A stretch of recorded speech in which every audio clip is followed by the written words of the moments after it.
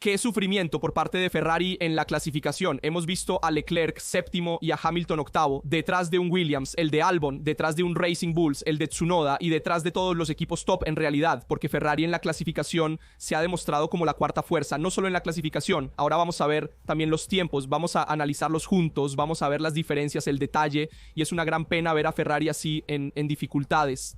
Esta es la clasificación final de las calificaciones con la pole de Norris, que hizo una vuelta asombrosa, una McLaren que en el último sector volaba y Piastri lo siguió en consecuencia en la segunda posición a 84 milésimas. Luego tenemos a Verstappen, que ha sacado lo mejor de su monoplaza si queremos. Él siempre logra extraer algo más en comparación con el rendimiento del coche. También porque tenemos a su compañero de equipo que quedó excluido, Lawson en Q1. Russell quedó cuarto con Kimi, sufriendo en la Q1 y siendo excluido. Tsunoda sorprendió gratamente. Quinto, sexto Albon, pero tenemos que hablar de Leclerc, séptimo, a 659 milésimas de 877 milésimas. También hay que decir que el tiempo de Hamilton no es veraz, en el sentido de que tenía un potencial, una idea en el tiempo de actividad, se dice. Entonces, una vuelta ideal mejor en comparación con lo que luego hizo efectivamente en Q3, pero lo que a mí me ha decepcionado un poco más es que Ferrari no logró mejorar.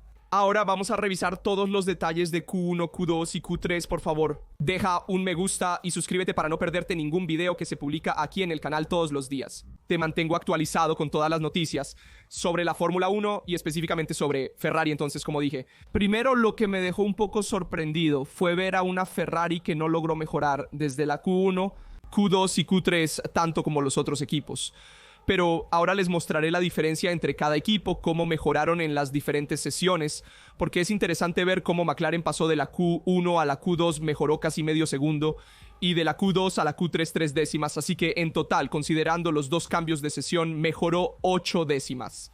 Red Bull mejoró 4 décimas de la Q1 a la Q2 y 84 milésimas de la Q2 a la Q3, un total de medio segundo. Mercedes mejoró 173 milésimas entre la Q1 y la Q2 y 252 milésimas de la Q2 a la Q3, por lo tanto, un total de 4 décimas. Y Ferrari solo mejoró un poco más de 2 décimas y media, es decir, 274 milésimas de la Q1 a la Q2 y luego solo 72 milésimas de la Q2 a la Q3. Por lo tanto, es el equipo que entre los equipos de élite es el que menos mejoró de una sesión a otra. Y esto es porque no logró aprovechar al máximo. Cada vuelta el coche era un poco más difícil de conducir, vimos un subviraje marcado, especialmente en el tercer sector, y también vimos un error de Hamilton allí, que veremos después, pero lo que me desanimó un poco, si queremos, son más las declaraciones que hizo Leclerc después, que vimos después de la clasificación. Vimos a un Leclerc un poco más desconsolado de lo habitual y por lo tanto vimos la verdadera cara de Ferrari en esta clasificación, que era que vimos a un Ferrari con mucha carga aerodinámica, porque su coche, ahora lo veremos juntos, era el coche más cargado, si queremos, de la parrilla, porque McLaren no estaba tan cargado, estaba bastante descargado. Red Bull era el coche más descargado de todos, lo veremos también después con los tiempos, y Mercedes tampoco estaba tan cargado. De hecho, si vemos también la diferencia en términos de carga entre McLaren y Ferrari, vemos que la Bing Wing de McLaren es esta, que está bastante descargada, mientras que la Bing Wing de Ferrari es esta, que está mucho más cargada. Ven que Ferrari también se ha preparado para la carrera de mañana, que será en la lluvia, y por lo tanto, atención, que será una carrera mojada, habrá tiempos totalmente diferentes, así que Ferrari se ha preparado para esto, poniendo una BMW para la lluvia. Esto es una señal positiva, seguramente porque veremos a un Ferrari más fuerte en la carrera en comparación con lo que vimos en la clasificación, pero el hecho de que no podía ir tan fuerte en el último sector, perdiendo mucho de McLaren, a pesar de tener un coche más cargado en la parte trasera, en la BMW y en el ala trasera, nos hace reflexionar, porque significa que McLaren logra ir fuerte de todos modos, generando carga aerodinámica a pesar de usar una especificación de carga media. Si quieren, les muestro también la diferencia que Norris también probó una especificación más cargada en casa McLaren, probaron una especificación más cargada y más descargada, luego eligieron la un poco más descargada porque la más cargada les daba más resistencia aerodinámica y por lo tanto para ellos era inútil. En este punto conviene tener una especificación más descargada para ir más rápido en las rectas. Al mismo tiempo generaban igual carga aerodinámica en el último sector. Veamos los tiempos. Así les muestro en detalle. Y luego vemos también la telemetría 1.15.0, el tiempo de Norris 84 milésimas, Piastri, luego 385 milésimas, Verstappen 450 milésimas, Russell, luego Tsunoda, Albon, incluso dos equipos satélites si queremos, dos equipos que no están entre los equipos top y logran estar delante de Ferrari. Y luego Leclerc y Hamilton detrás. Vemos también la vuelta ideal de todos los pilotos para ver también la diferencia sobre cuál piloto podría mejorar más, cuál piloto podría mejorar menos, porque esta gráfica es muy interesante y nos muestra precisamente la diferencia entre todos los equipos. Pongo a Norris primero, segundo Piazza, hicieron una vuelta casi perfecta al final. Por cierto, recuerdo que su vuelta en el Q3 la hicieron en el segundo intento, porque el primer intento ambos se equivocaron, ambos cometieron varios errores. Por lo tanto, tenían más presión para obtener el resultado y en un intento lograron hacer un tiempo asombroso y dar muchos décimos a los oponentes, más de 3 décimas a Verstappen, que era su perseguidor. Sin embargo, en la idea del tiempo de actividad vemos que Russell tenía el potencial de estar delante de Verstappen, Hamilton tenía el potencial de estar en quinta posición delante de Tsunoda. Miren cuánto margen tenía Hamilton, tenía 4 décimas, más de 4 décimas, podía pasar de la 8ª posición a la 5ª con su vuelta ideal completo. En cambio, Leclerc no logró extraer el máximo potencial. Ven que quedó una diferencia de 80 milésimas, por lo tanto, no mucho. Tsunoda logró extraer el máximo potencial de su monoplaza. Verstappen también logró extraer casi el máximo potencial de su monoplaza, con una diferencia de 90 milésimas entre su vuelta ideal y la vuelta real que luego hizo en Q3. Por lo tanto, deja un sabor amargo también para Hamilton, que de todos modos lo vimos también en la conferencia, en las entrevistas después de la clasificación, estaba un poco decepcionado por las actuaciones. También bromeó con Sainz sobre el asiento libre en Williams que dejó Sainz, porque podría ir, pero sabe que hay mucho trabajo por hacer en esta Ferrari. Todos sabemos que esta clasificación no refleja idealmente el valor de Ferrari. Hasta hoy, porque sabemos que el valor de Ferrari es más alto, hay más potencial para extraer. Lástima que comience con una calificación. Fue difícil también porque pensábamos que Ferrari podría hacer algo mejor. Incluso yo mismo les advertí que Ferrari podría hacerlo muy bien en la clasificación, pero nos decepcionó un poco y esta es la realidad, en mi opinión. Fue más no poder juntar todos los sectores y no poder extraer el máximo potencial del coche más que las dificultades. En mi opinión, el monoplaza es muy bueno y lo hemos visto ir fuerte en varias secciones gracias a sus características intrínsecas. En mi opinión, sigue siendo superior a Red Bull y Mercedes en potencial, pero necesitamos unir todo. Es un coche nuevo, digamos que en Ferrari todavía tienen que conocerlo al 100%, pero creo que por lo tanto tomará un poco de tiempo verlo en Ferrari. Al límite, fuerte, tuvo muchas dificultades en el último sector, justo en estas partes que vemos en la imagen, porque no podía girar. Tanto Leclerc como Hamilton tuvieron un fuerte subviraje que, entre otras cosas, en las FP3 se verificaba un poco demasiado sobreviraje, habiendo aumentado la incidencia en el ala delantera, por lo tanto aumentando la carga aerodinámica generada en el tren delantero. Haces girar el coche aún más, pero sientes menos la parte trasera, por lo tanto es coche un poco más desequilibrado hacia el frente, así que han reequilibrado hacia la parte trasera. Hemos visto un monoplaza más complicado de manejar en la clasificación, que no podías hacerla girar en el último sector, especialmente en la curva 11 y también en la penúltima curva, que es esta de Leclerc. Aquí también vemos a Hamilton en cuadro, lástima un poco de dificultad en la conducción. También vimos un pequeño error de Hamilton al girarse, veámoslo juntos.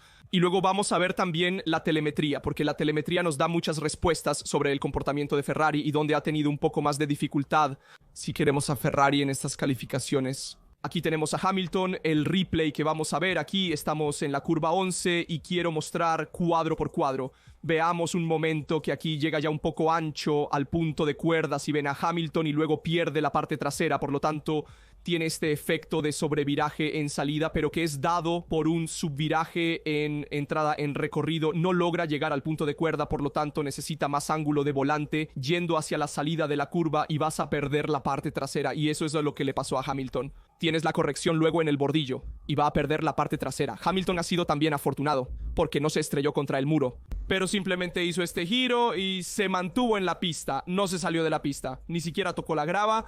Así que no dañó el fondo y le fue muy bien. Además, otros pilotos pasaron por ese punto sin poder mejorar. Era la Q2, Hamilton logró clasificar, pero un error nos muestra una Ferrari difícil de conducir.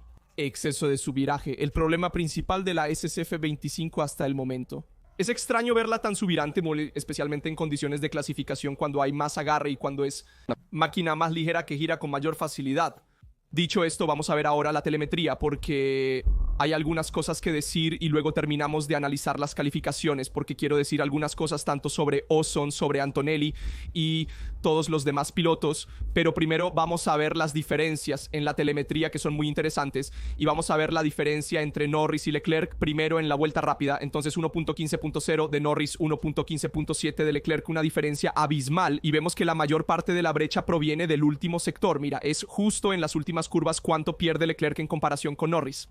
Por cierto, recuerdo que la vuelta de Norris fue el único intento que hizo en el Q3 sin errores, por lo que también tenía más presión, si queremos, Norris al hacer esa vuelta, porque tenía que mejorar necesariamente para tomar la pole position, y logró hacerlo, por lo que no empujó al límite, en mi opinión, en el último sector. Miren aquí, a partir de aquí, chicos, hay una gran diferencia alrededor del punto de cuerda. En el punto medio, 118 kmh es el mínimo para la curva 11. Mientras que Norris alcanza 129 kmh, una diferencia de 11 kmh. Norris logra recuperar más velocidad al hacer girar el coche antes, marcando una gran diferencia respecto a Leclerc. Así que incluso si Leclerc frena más tarde, Norris frena un poco antes, detiene el coche antes y logra hacerlo girar mejor y por lo tanto tener más velocidad y dar más gas al salir. Y esto también sucede en la penúltima curva y luego en la última curva logra posicionarse mejor para tener más velocidad al salir. Otro aspecto interesante es precisamente cómo en la penúltima curva Norris lograba frenar mejor el coche, llegar mejor al punto de cuerda, ir un poco más ancho y mantenerse ancho antes de la última curva. Precisamente porque tenía una trayectoria, aunque no ideal, lograba mantener la misma velocidad que Leclerc siguiendo esa trayectoria porque el coche tenía tanto agarre que le permitía seguir esa trayectoria, por lo que podía hacerlo sin perder. Y luego, si miramos el resto del circuito, el resto del diseño de la pista, vemos que las diferencias no son tan abismales. Claro, Leclerc pierde en la mayoría de las curvas donde hay una velocidad mínima, pero en las curvas rápidas la diferencia no es tan grande. Buscamos una diferencia de 3 décimas hasta el inicio del último sector y de 6 décimas al final del mismo. El último sector es el más crítico para Ferrari actualmente, aunque también pierde algo con McLaren en los otros sectores. Analicemos la diferencia entre Verstappen y Leclerc. Es interesante porque Verstappen tenía un coche con menos carga aerodinámica. Lo vemos especialmente en la velocidad máxima en el segundo sector, donde Verstappen alcanza una velocidad máxima mayor que Leclerc. Mientras que entre Norris y Leclerc la diferencia era, digamos, prácticamente mínima en términos de velocidad máxima, aunque hemos dicho que Norris, al igual que Leclerc, estaba más descargado, mientras que Leclerc estaba más cargado. En este caso, tenemos que Verstappen logra alcanzar velocidades máximas más altas, mientras que la velocidad en el centro de la curva es prácticamente la misma. Igual, no hace mucha diferencia, pero el punto es que Verstappen, al poder acelerar en las rectas, logra marcar la diferencia. Leclerc y Russell tienen diferencias en la vuelta rápida, 1.15.5 y Leclerc 1.15.7, una diferencia de 0.2 segundos. Russell fue más rápido principalmente en las curvas veloces. También en las rectas, ven que Russell logra hacer más o menos la diferencia, pero en la última curva también allí Mercedes logra tener el neumático más listo y hacer la diferencia luego en Ferrari, porque en el resto del recorrido más o menos las diferencias eran similares entre Mercedes y Ferrari. Luego en la última curva Russell hizo la diferencia sobre Leclerc en este caso. Veamos la diferencia entre Leclerc y Hamilton en la vuelta rápida. Es interesante ver los distintos enfoques entre ambos, cómo preparan y aprovechan el neumático durante toda la vuelta. Hamilton es más conservador al inicio, pero mantiene el ritmo de Leclerc. Sin embargo, pierde en las curvas 6, 7, 8, lo que permite a Leclerc ganar en la recta. Este es el verdadero punto de diferencia entre ambos pilotos. Luego, avanzando en el último sector, casi Hamilton también recupera sobre Leclerc, por lo que aparte de este punto aquí donde Hamilton es un poco más lento, pero ven que en la última curva logra recuperar Hamilton sobre Leclerc, por lo que son puntos que van un poco más a favor de Leclerc, otros que van más a favor de Hamilton. La verdadera diferencia sustancial que quiero mostrarles, sin embargo, es la diferencia entre las 3 vueltas de Leclerc y las 3 vueltas de Norris. Miren aquí, entonces en este caso tenemos las 3 vueltas de Leclerc, 1.16.0, 1.15.8, 1.15.7 están en las 3 sesiones, Q1, Q2 y Q3, mientras que aquí tenemos los tiempos de Norris, 1.15.9, 1.15.4, 1.15.0. Ya aquí vemos una diferencia clara, pero la verdadera diferencia la vemos en la curva 1. Miren aquí, en la curva 1, Leclerc hace 5 o 6 km por hora al punto de, al punto de la curva central, por lo lo tanto el punto de cuerda, mientras que Norris en el centro de la curva. Miren qué diferencia hace en el último intento en Q3, casi 20 kilómetros, la diferencia respecto a su primer intento en Q1, por lo tanto logra llevar mucha velocidad en la entrada. Norris mantuvo alta velocidad en todo el recorrido, mejorando en cada punto de la pista durante la vuelta completa. La evolución de la pista desde Q1 hasta Q3 fue un síntoma claro. Se estaba engomando cada vez más y él logró mejorar de sesión en sesión. El verdadero límite de Ferrari es que mejoró muy poco desde Q1 hasta Q3, lo cual se evidencia en los tiempos por vuelta. Por lo tanto, estas son las principales diferencias que quería mostrarles en la telemetría. También quería decir unas palabras sobre Tsunoda y Lawson, porque hemos visto a un Lawson. Tsunoda terminó en quinta posición, mereciendo elogios, mientras que Lawson en la 18ª posición cometió muchos errores y no se siente cómodo con el monoplaza. Porque la Red Bull, como dije, está muy descargada, Verstappen logra conducirla con agresividad y logra extraer el máximo potencial del coche, pero es un coche que no resulta estable para Lawson, que acusa los mismos problemas que tenía Pérez el año pasado. Por lo tanto, quedó excluido en Q1. Hemos observado varios errores de su parte. Veremos si logra recuperarse mañana, pero también en las próximas carreras y encontrar más sensaciones. Les muestro también este error de Lawson. Ven que salió... Lo siento, aquí. Ves que se salió de la pista, también hizo un largo en la penúltima curva y luego tenemos que hablar obviamente también de Antonelli, quedó excluido en Q1, lástima por Kimi porque hizo esos primeros intentos con goma amarilla y luego bajó a la pista con goma roja un poco demasiado tarde, no pudo mejorar. Luego también vimos que 3 décimas en la recta después de la curva 678 en esa sección. Perdió 3 décimas porque tocaba demasiado el fondo con el asfalto. Generaba chispas, por lo tanto también generaba resistencia si queremos al avance y lástima por Kimi porque pensé que podría hacer algo más. Además, sus expectativas eran mucho más altas. Quizás llegar a competir por el top 6 con los adversarios, estar allí luchando con Russell en la 4ª posición, pero quedó excluido en la 16ª posición. Bortoleto hizo un excelente trabajo. Calificación y... La parrilla de salida para mañana tiene una primera fila de McLaren, seguida por Verstappen, Russell, Tsunoda, Albon, Leclerc, Hamilton y los demás. Veremos el regreso de Antonelli y si Lawson también regresará. Berman enfrentó problemas adicionales en la clasificación debido a fallas en la transmisión. Y otra cosa que quiero destacar, obviamente también Albon, sexto, lo dije al principio, pero tanto merece una Williams que ha puesto sexto a Albon y 10º a Sainz. Una Williams mejorada respecto al año pasado, ya en el top 10 en las primeras clasificaciones del año, mucho para ellos. Y también destacar a Harbaugh, gran clasificación en el 11º puesto.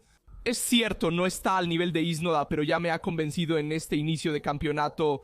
Hago mi predicción para mañana. Hay una carrera en mojado, así que cuidado. Aunque Verstappen tiene un coche más ligero y Red Bull debería tener más dificultades, sabemos que Verstappen es realmente fuerte en mojado, así que podríamos ver a un Verstappen fuerte con Red Bull. Veamos si Ferrari ha acertado con la configuración del monoplaza para estas condiciones, pero espero una Ferrari que al menos apunte al top 5, chicos. Tenemos que apuntar al top 5 en la carrera de mañana. Si logramos también el podio con un piloto sería genial, pero al menos top 5 para Ferrari. Ferrari, cuidado con McLaren que parece ser el mejor en este momento, tanto en ritmo de carrera como en clasificación lo hemos visto y por lo tanto podrían llevarse también un doblete mañana, así que esto no es seguro. Veamos un poco, quiero mostrarte una imagen, la última y luego basta. Quiero decir, sigamos siendo positivos sobre Ferrari, chicos, no seamos demasiado escépticos.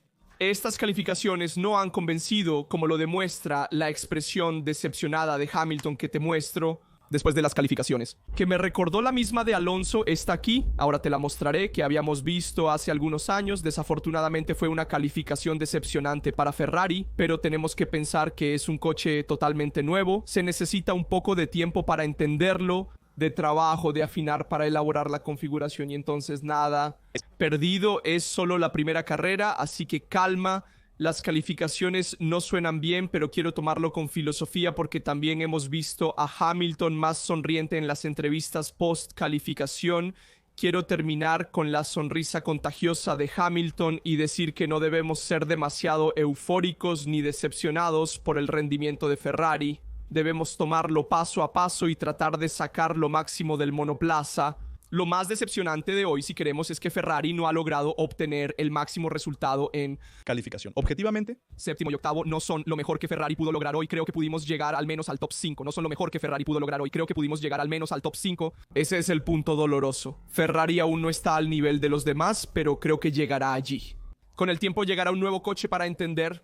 Así que demos un poco de tiempo, dejemos trabajar también en casa Ferrari y verás que también lograremos buenos resultados esta temporada. Comparte tu pronóstico y tus impresiones sobre las calificaciones de la carrera de mañana en los comentarios. Como siempre, les recuerdo que dejen un me gusta, que se suscriban y activa las notificaciones para no perderte ningún video del canal. Todos los días te mantengo actualizado sobre las noticias de Fórmula 1 y Ferrari. Aquí les dejo más videos relacionados desde Rastro. Nos vemos en el siguiente video.